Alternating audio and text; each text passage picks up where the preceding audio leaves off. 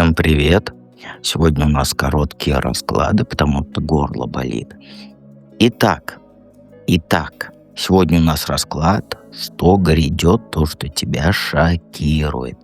Давайте в долгий ящик откладывать не будем, про проживание арканов вы знаете, только сильные дойдут до середины. Да, только сильные шутат, только пройдут. Вот, обязательно приходите, это... Лучше этого вы ничего на свете не найдете. 100%. Итак, ссылки в описании к видео и в закрепленном комментарии. Давайте начнем наш расклад.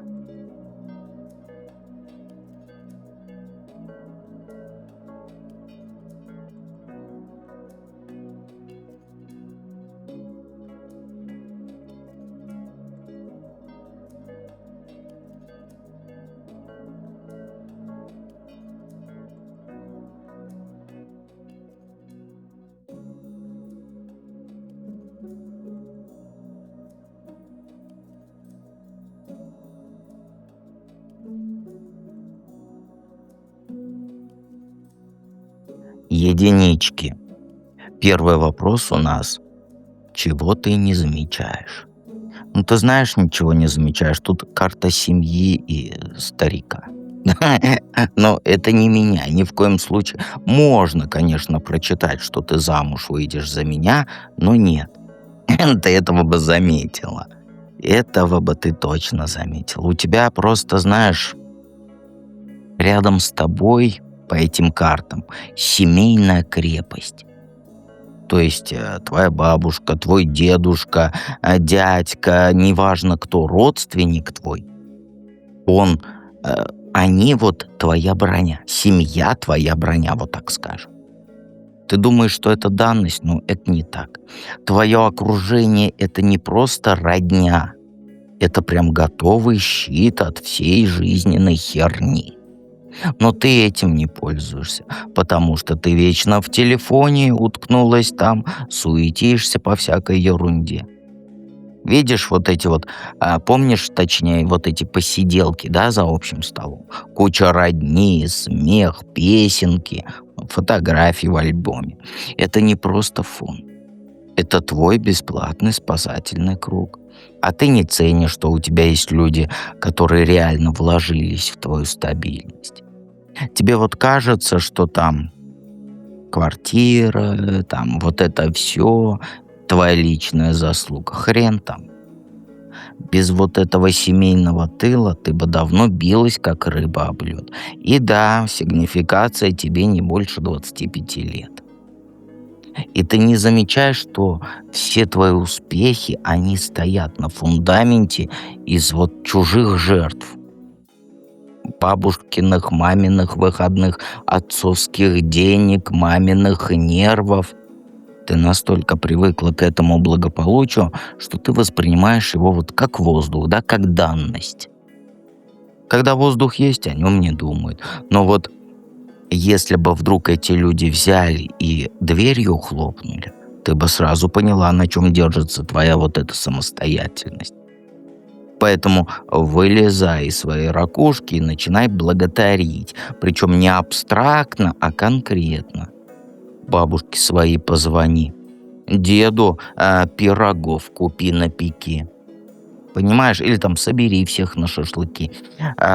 Ты этого не принимаешь. Если бы карты такие не выпали, то есть, как сказать...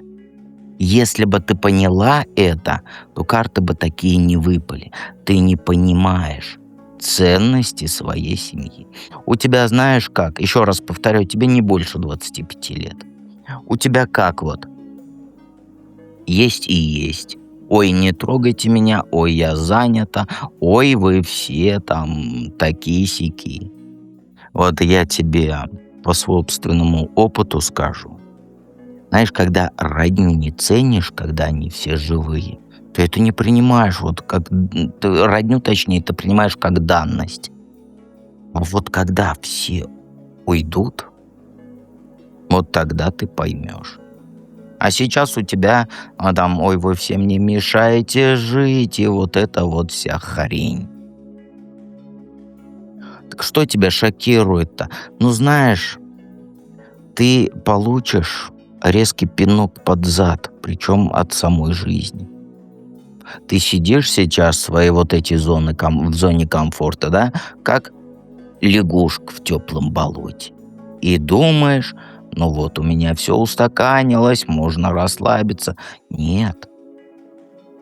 Будет такой момент, когда ты просто осознаешь, что ты вкладываешь силы в то, что тебя уже не кормит. Работа, где тебя держат на обещаниях. Отношения, которые давно превратились в хер пойми что. И просто вот в один день ты проснешься с четким ощущением, что хватит. И просто возьмешь и уйдешь. И сама от этого ты обделаешься, потому что ты не тот, кто вот резкие движения любит. Но обстоятельства сложатся так, что оставаться будет уже невозможно. И начальник нахамит в 5-й раз, захочет с тобой там замутить, но ты отпор дашь, и он тебя, как говорится, пошлет. Парень твой опять сорвет ваши планы, потому что дел у него много, хотя он нормально не работает нигде. И ты поймешь, что просто дальше терпеть от себя не уважать. Шок будет не в моменте ухода, нет, а в том, что насколько легко потом окажется дышать. Ты удивишься, как быстро найдется и работа новая, как вообще просто будет спать одной в чистой постели, без вечно вот этого пьяного сопляка. Ты осознаешь, сколько лет потратил на эту хрень. Из ложного чувства долга и из страха перемен. Ну и тут, конечно, твои родственники помогут. Твоя опора только родственники на данный момент. Только ты этого пока не признаешь. Ну ничего, ты еще маленькая, юная, ты все поймешь. Что делать, зная все это? Хватит ныть. Хватит ныть. Хватит бояться. Тебе вот дан зеленый свет на самостоятельность. Начинай свою крепость строить. Понимаешь? Не на костылях, а на своем фундаменте. Первое, что нужно, это деньги, да? Не вот это, ой, как получится, а жестко. Понимаешь? Начинай откладывать деньги. Положи там на отдельный счет, к которому ни у кого нет доступа. Перестань зависеть эмоционально от своего парнишки. Мужчиной я бы его не назвал, потому что он маленький еще. Знаешь, ты не обязана рвать жопу, извини меня за выражение, из-за того, что так у всех положено. Да. У кого положено и на что положено. На работе начинают гнобить, вот прям берешь и резюме отправляешь в другие работы. И вот это вот выключи, о чем мне скажут, как же все без меня. Твоя задача сейчас создавать свою систему, где ты главный. И начни с мелочей. Там, купи себе там билет на концерт, который ты хочешь. Понимаешь? Запишись там на какое-нибудь обучение дополнительное. Только не на херовое какое-то обучение, да, типа там я буду астрологом. Нет. Тебе нужно конкретно. Там курсы, например, бухгалтера, визажист. То есть то, что ты сможешь применить в плане работы. Понимаешь? А астрологов сейчас каждая вторая книжку прочитала уже астролог. Поэтому начинай. Понимаешь? Каждый твой шаг должен кричать: это мое, это я сама сделала. Страшненько будет, я знаю, без этого парнишки. Тебе ой, как будет не хватать перегара рядом, который ночью лежит мужик. Знаешь, запомни одну вещь. Ты не обязан всем нравиться. Твоя первая обязанность в этой жизни — быть счастливой. Быть счастливой с самой собой. Не быть счастливой, потому что у тебя есть мужик, не быть счастливой, потому что у тебя там еще что-то, да, а быть счастливой, потому что ты есть у себя. Понимаешь? И начинай. Действовать начинай. Потому что тебе еще нет 25, а ты уже как бабка старая. Извини меня. Давайте перейдем ко второму варианту.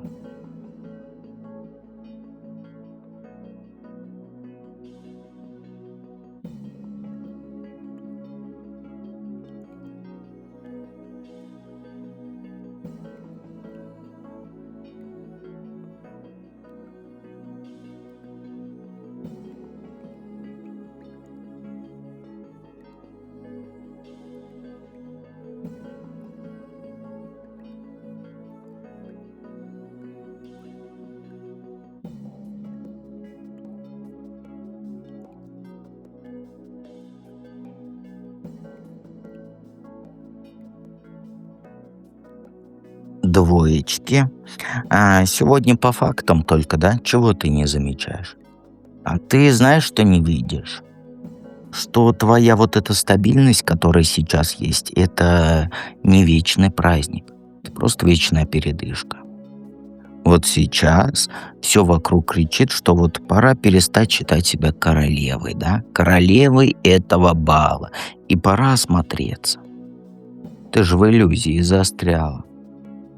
Ты в иллюзии застрял, как будто вот все работает как часики. На самом деле-то уже пора пересматривать всю свою жизнь. Твой успех — это еще не финишная черта.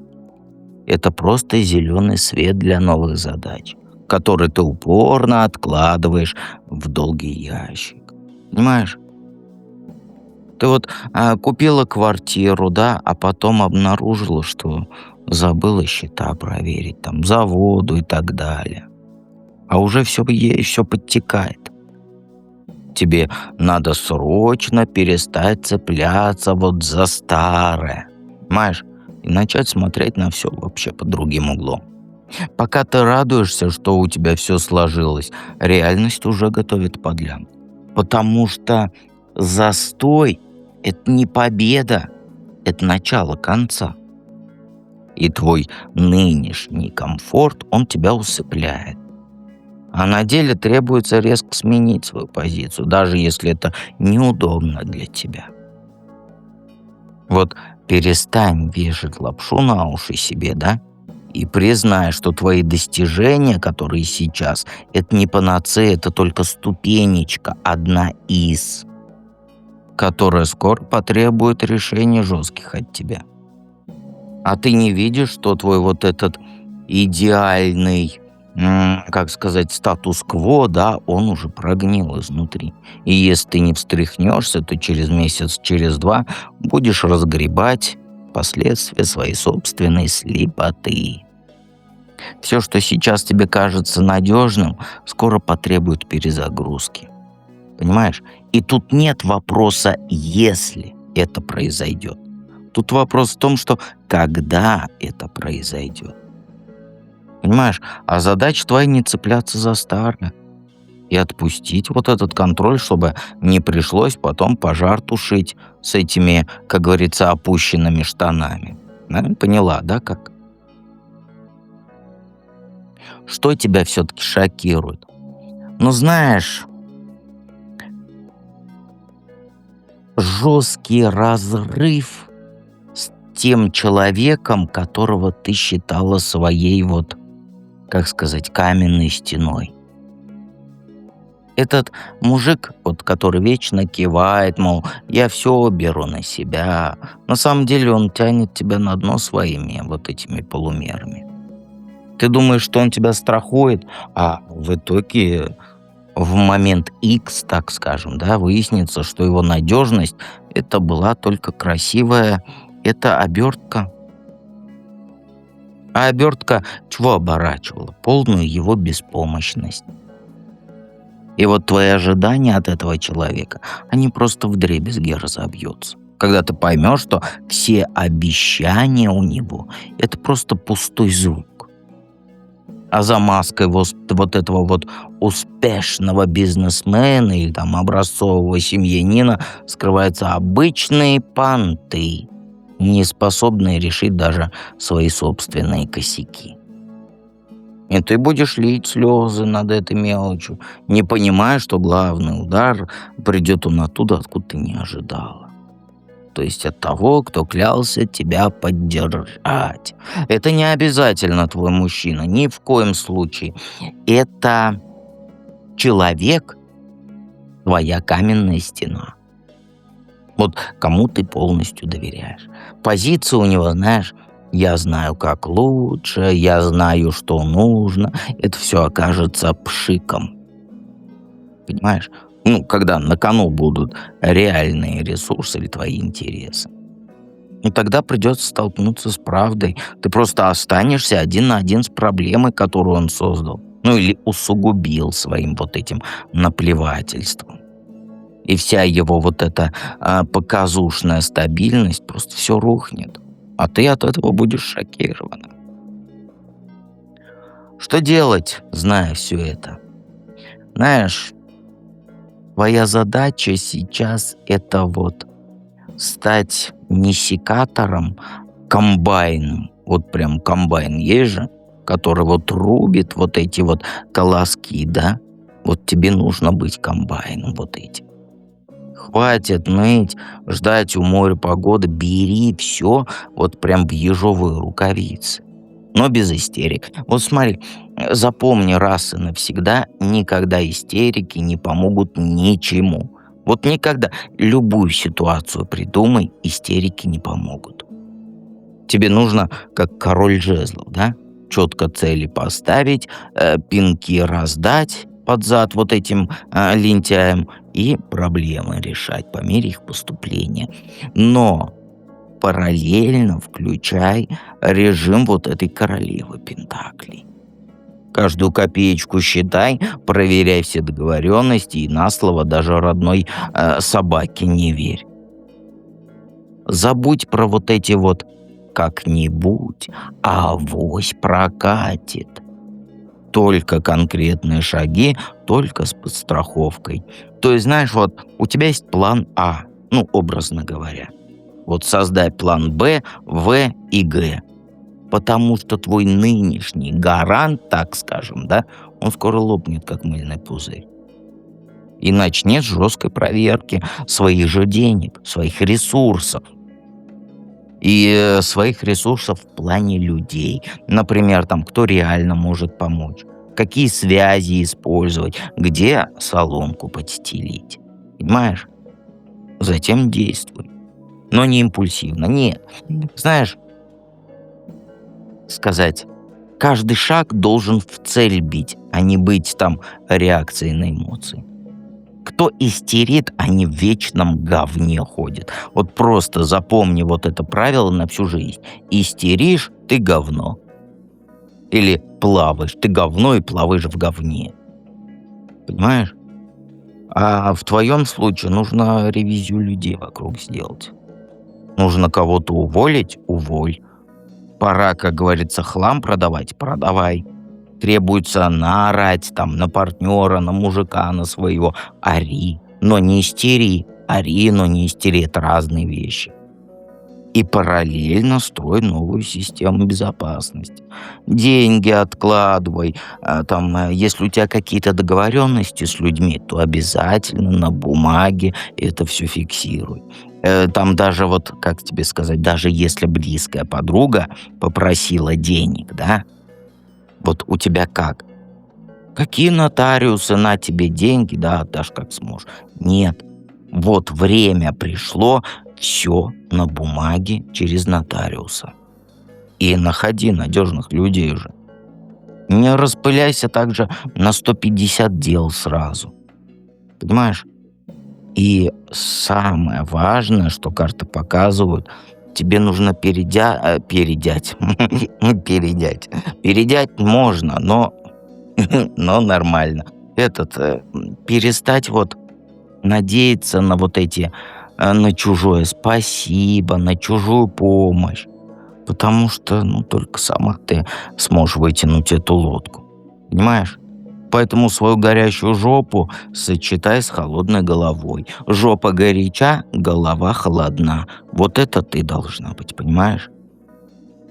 Поэтому включай и попку, и голову одновременно. И тогда ты минуешь вот это, как сказать, вот это вот дерьмо, извини меня за выражение, пожалуйста, которое в тебя со всех сторон полетит. А как по-другому тут никак не скажешь. Обязательно подписывайся на канал и вообще приходи в проживание, потому что, ну, тебе сам, как говорится, дед велел. Итак, двоечки обязательно, все в проживании, без вариантов. Двоечки должны быть все в проживании, потому что я вас люблю. Давайте к третьему варианту перейдем.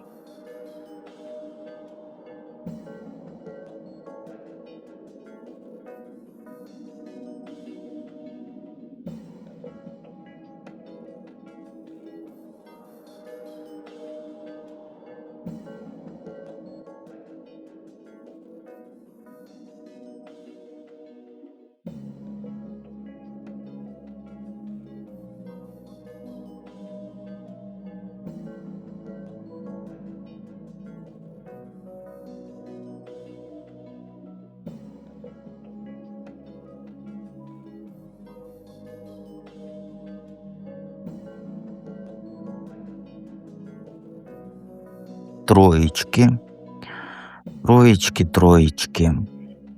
Чего ты не замечаешь? А то, что ты застряла, ты не замечаешь. Ты как знаешь, как вот в своей скорлупке, как улитка под дождем. Не скорлупки, как у них, в панцире. То вечно, знаешь, вот это. Мне надо побыть одной, мне надо подумать одной, ко мне все не лезьте, я разбираюсь. Это не мудрость, это твой тупик. Ты упорно не видишь, что вокруг тебя уже давно все сложилось как надо. Работа стабильная, люди рядом хорошие. Обстановка хоть, как говорится, иконы вешай. Но ты вместо того, чтобы выдохнуть и насладиться всем тем, что имеешь, ты копаешься в своих сомнениях, как крот в земле. Твоя замкнутость, она мешает понять одну простую вещь, что тебе давно пора перестать дергаться и признать, что ты это заслужила. Вся вот эта гармония, которую ты ищешь там где-то вовне, оно в тебе уже. Как говорится, просто руку протяни. Но нет. Ты предпочитаешь сидеть в темноте с фонарем, думая, что, как говорится, не фонарь у тебя, а солнышко светит в руках. А жизнь мимо идет. Спокойно, отлаженно, готовая тебя обнять даже. Близкие уже устали в твою дверь закрытую стучаться. А ты все прикидываешься, что путь какой-то ищешь. Знаешь, путь твой, он кончился полгода назад. Ты на финише стоишь, не на старте. Вот хватит ныть и прятаться, вылезай из своей вот этой скорлупы, из скорлупы, панциря. И забери то, что тебе принадлежит. Иначе проснешься однажды и поймешь, что все, как говорится, кушают уже без тебя за общим столом, а ты все еще там копаешься где-то в другой комнате. Что тебя шокирует? Ну, знаешь, ты сейчас вся такая вот деловая колбаса, я бы сказал. Планы какие-то пишешь, графики строишь, радуешься первым результатам. Думаешь такая, ну все, теперь только вверх и вперед. Нет. Твое вот это блестящее начало — это только начало. Это пшик, за которым прячется бардак. И скоро он вскроется. Это те, кого ты считала там хорошими подружками, союзниками.